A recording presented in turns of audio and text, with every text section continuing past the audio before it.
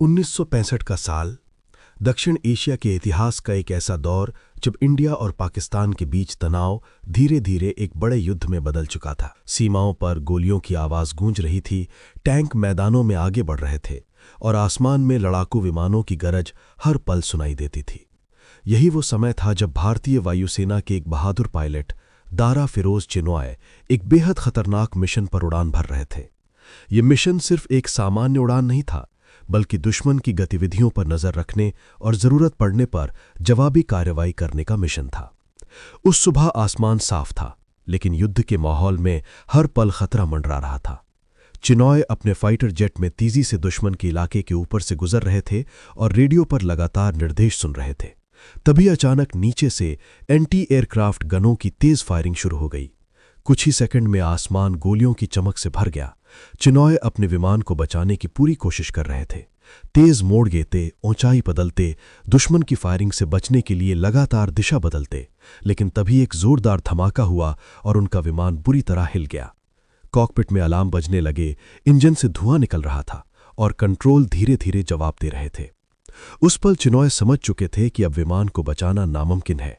उनके पास सिर्फ एक ही विकल्प बचा था, इजेक्ट करना। अगले ही पल उन्होंने पैराशूट के सहारे छलांग लगा दी।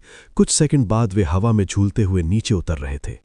ऊपर आसमान में उनका जलता हुआ विमान दूर गिरता दिखाई दे रहा था, लेकिन जैसे ही वे जमीन के करीब पहुंचे और सुरक्षित उतरने की कोशिश की, उन्हें एहसास हुआ कि ये इलाका उनका अपना देश नहीं है। चारों तरफ अजनबी जमीन, अजनबी लोग और अजनबी माहौल था। वे दुश्मन की धरती पाकिस्तान में उतर चुके थे। उस समय युद्ध चल रहा था, इसलिए अगर उनकी पहचान हो जाती तो तुरंत गिरफ्तारी तय थी। ये किसी भी पायलट के लिए सबसे खतरनाक स्थिति होती है, लेकिन चिनॉय घबराए नहीं। उनकी सैन्य ट्रेनिंग ने उन्हें सिखाया था कि ऐसी परिस्थितियों में शांत रहना ही सबसे बड़ी ताकत होती है। उन्होंने तुरंत अपना पैराशूट और सैन्य पहचान से जुड़ी चीजें छुपा दीं ताकि कोई उन्हें भारतीय पायलट के रूप में पहचान न सके। अब उनके सामने सिर्फ एक लक्ष्य था, किसी भी तरह सुरक्षित वापस इंडिया पहुंचना। दिन का समय था, इसलिए खुले में चलना बहुत जोखिम भरा था। उन्होंने आसपास के खेतों और झाड़ियों में छुपकर समय बिताया। दूर दूर तक छोटे गांव दिखाई दे रहे थे और कभी कभी लोगों की आवाजें भी सुनाई देती थीं। अगर किसी ने उन्हें देख लिया होता तो तुरंत शक हो सकता था, इसलिए वे पूरी तरह सतर्क थे।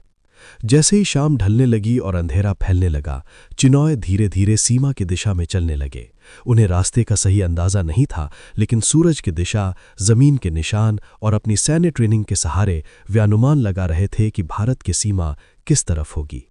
रात गहरी होती जा रही थी, चारों तरफ सन्नाटा था। कभी कभी दूर कुत्तों के भौंकने की आवाज सुनाई देती और उनका दिल तेजी से धड़कने लगता।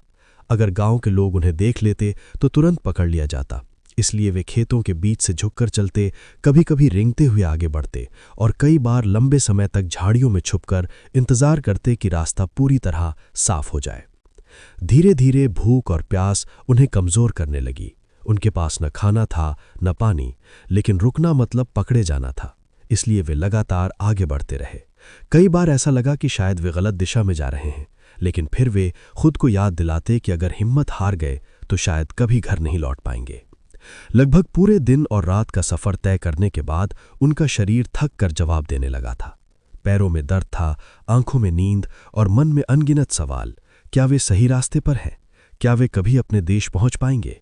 लेकिन तभी दूर उन्हें कुछ ऐसा दिखाई दिया जिसने उनके अंदर फिर से उम्मीद जगा दी। दूर एक छोटी सी चौकी दिखाई दे रही थी और वहां एक खंभे पर लहराता हुआ झंडा नजर आ रहा था।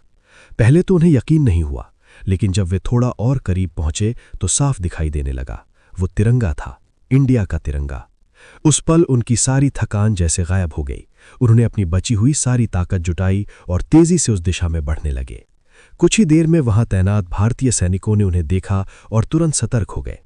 शुरुआत में उन्हें शक हुआ कि कहीं ये कोई दुश्मन सैनिक तो नहीं, लेकिन जब चिनॉय ने अपनी पहचान बताई और पूरी कहानी सुनाई तो वहां मौजूद जवानों के चेहरे पर आश्चर्य और गर्व दोनों दिखाई देने लगे। दुश्मन की धरती पर गिरने के बाद अकेले पैदल चलते हुए सुरक्षित वापस लौट आना किसी चमत्कार से कम नहीं था। उन्हें तुरंत सुरक्षित बेस पर ले जाया गया और उनकी कहानी पूरे सैन्य मुख्यालय तक पहुंच गई।